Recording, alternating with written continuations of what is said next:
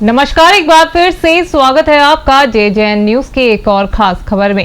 रामनगर शहर को अतिक्रमण मुक्त करने के साथ ही नगर की बिगड़ी हुई यातायात व्यवस्था को पटरी पर लाने के लिए प्रशासनिक अधिकारियों की ओर से कई बार बैठकों का आयोजन किया जा चुका है, लेकिन इन बैठकों में आए सुझाव और अधिकारियों के निर्णय केवल फाइलों तक सिमट कर रह गए हैं, जिस कारण लगातार अब इन मार्गों से पैदल गुजरने वाले लोगों को परेशानियों का सामना करना पड़ रहा है। आपको बता दें कि नेशनल हाईवे 309 रानीखेत रोड पर कुछ महीने पहले एक बस की चपेट में आने के बाद 2 स्कूटी सवारियों की मौत हो गई थी, जिसके बाद प्रशासन की ओर से कुछ समय तक इस मार्ग पर अतिक्रमण हटाओ अभियान चलाया गया था और अतिक्रमणकारियों के खिलाफ हुई कार्रवाई से ये मार्ग पूरी तरह व्यवस्थित हो गया था। लेकिन आज इस मार्ग की हालत फिर से वही हो गई है जो पहले थी। जी हां, रानीखेत रोड पर जहां एक और टेम्पो टैक्सी बस चालक सड़क पर वाहन खड़े कर रहे हैं, जिससे यहां पर लगातार जाम की स्थिति पैदा हो रही है, तो वहीं मुख्य बाजार के साथ ही कोसी रोड पर भी कई व्यापारी ऐसे हैं जिन्होंने सड़क को अपने कब्जे में लेकर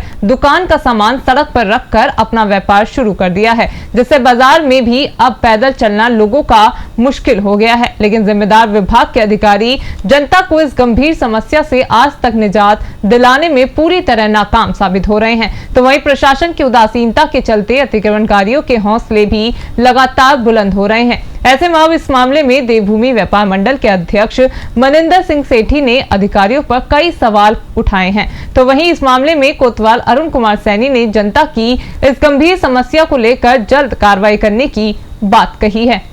हमको ये रामनगर में अगर बात करें अतिक्रमण और यातायात व्यवस्था की, तो लगातार कई बैठकें हुई हैं प्रशासन की। हर बार जनता से सुझाव लिए जाते हैं, लेकिन धरातल पर काम नहीं हो रहा। आज स्थिति बाजार की बात करें या नेशनल हाईवे 309 रानीखेत रोड की बात करें, अतिक्रमण की चपेट में लगातार आता जा रहा है, लेकिन अधिकारी कोई भी काम धरातल पर करने को तैयार नहीं है। बात सही है। अतिक्रमण में जिस समय कोई ऐसा हादसा होता है उस समय प्रशासन जागता है। इस बार बीच में जो आपको पता भी है कि सुबह के टाइम जो है एक मुरादाबाद वाली बस में 2 लोग चपेट में आके मारे गए थे, तो उस समय पे कार्रवाई करी, लेकिन बस वो कुछ दिन के लिए कार्रवाई होती है, उसके बाद फिर एज इट इज़ जैसा होता है वैसे उससे भी बुरे हाल हो जाते हैं। तो रानीखेत रोड का कहें, पूरे शहर का कहें, इस समय अतिक्रमण में सभी जगह बुरा हाल है। लोगों के पास काम धंधा कारोबार नहीं है, बस कंपटीशन है, एक दूसरे को देख के माल बाहर निकालते हैं। सड़कों पे फैला रखा, अतिक्रमण कर रखा। हालांकि पैदल निकलने वालों के लिए भी बहुत दिक्कत है। हम लोग भी बाज़ार से जब निकलते हैं, कई बार हम देखते हैं, हम बाज़ार में जब जाम में फंसते हैं, रानीखेत रोड में फंसते हैं, तो वहाँ देखकर हमें लगता है कि यार ये गलत हो रहा है। लेकिन प्रशासन का जो रवैया है वो अलग टाइप का है, क्योंकि प्रशासन कभी भी ऐसी कोई मीटिंग करता है तो व्यापार मंडल को, हमें इस बीच में तो अतिक्रमण में कोई मीटिंग में हमें ना बुलाया गया है, ना हमसे कोई राय ली जाती है। प्रशासन अपने तरीके से ही काम कर रहा है। बाकी अतिक्रमण की परेशानी वाकई में सब जगह है, बाज़ार में भी है, कोसी रोड में भी है, रानीखेत रोड पे भी है, मेन मार्केट में भी है, कुंदन वाली गली जो फड़ बाज़ार है वहाँ पे भी है। मैं कहता हूँ अतिक्रमण का सब जगह है, ये अभियान चलना चाहिए। जिन लोगों ने गलत तरीके से बाहर माल निकाल रखा है, देखा देखी एक दूसरे का, वो सब अंदर होना चाहिए, हटना चाहिए। बाज़ार बिल्कुल क्लियर होना चाहिए, चलने वालों के लिए, खरीदारों के लिए आसानी होनी चाहिए।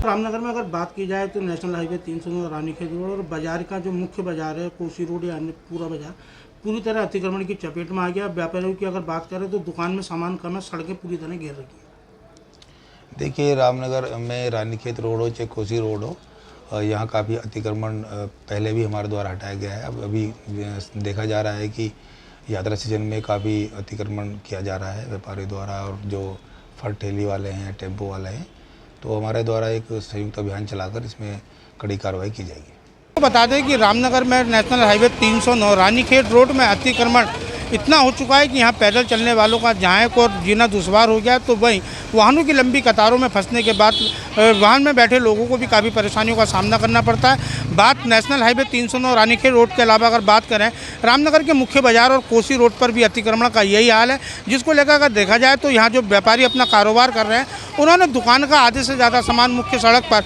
रखकर कारोबार करना शुरू कर दिया। सड़क को पूरी तरह अतिक्रमण की चपेट में ले लिया। रामनगर की यातायात व्यवस्था को पटरी पर लाने के साथ ही रामनगर को अतिक्रमण मुक्त करने को लेकर स्थानीय प्रशासन और नगर पालिका द्वारा कई बार अभियान भी चलाए गए, बैठकें भी ली जा चुकी हैं, लेकिन अगर देखा जाए तो नतीजा पूरी तरह शून्य है। धरातल पर कोई काम नहीं होता है। अभियान के नाम पर 1 या 2 दिन प्रशासन द्वारा कार्रवाई की जाती है, लेकिन उसके बाद फिर प्रशासन पूरी तरह खामोश बैठ जाता है, जिस कारण लगातार रामनगर में जहाँ और नेशनल हाईवे और मुख्य बाजार अतिक्रमण की चपेट में आ गया, तो वहीं यातायात व्यवस्था भी पूरी तरह पटरी पर उतर गई है। देवभूमि व्यापार मंडल के अध्यक्ष मनिंदर सिंह सेठी ने आरोप लगाया कि अभियान लगातार चलाए जाने चाहिए और जिन लोगों द्वारा अवैध रूप से अतिक्रमण कर सड़क पर कब्जा कर कारोबार किया जा रहा है उनके खिलाफ कार्रवाई की जानी चाहिए। तो वहीं उन्होंने यह भी आरोप लगाया कि प्रशासन द्वारा इस कार्यों को लेकर बैठक बुलाई जाती है, लेकिन व्यापार मंडल के किसी भी पदाधिकारी को इस बैठक में शामिल नहीं किया जाता, न ही उनके सुझाव लिए जाते हैं। उन्होंने कहा कि प्रशासन को इसका अतिक्रमण को लिए अभियान चलाना चाहिए। तो वहीं